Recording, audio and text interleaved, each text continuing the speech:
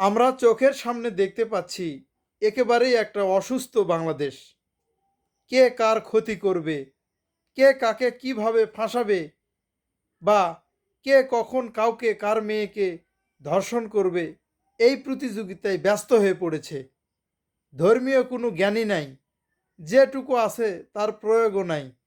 মানুষ খারাপ চিন্তায় প্রতিনিয়ত ব্যস্ত এবং মত্ত হয়ে উঠেছে।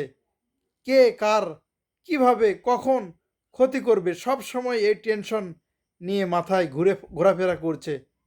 নিজের ক্যারিয়ার নিয়ে যে ভাববে এ চিন্তাও মানুষের মধ্যে নাই। নিজে যে ভালো হবে এই চিন্তাও মানুষের মধ্যে নাই। নিজেকে সময় দেওয়ার সময়ই নাই, নিজেকে নিয়ে ভাববার সময়ই নাই।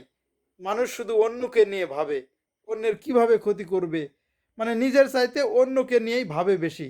কার কিভাবে ক্ষতি করা যায়, কার সম্পদ লুট করা যায়, কার চুরি করা যায়, কার মেয়েকে ধর্ষণ করা যায়, এগুলো নিয়েই ব্যস্ত। এ যেন এক অসুস্থ বাংলাদেশ।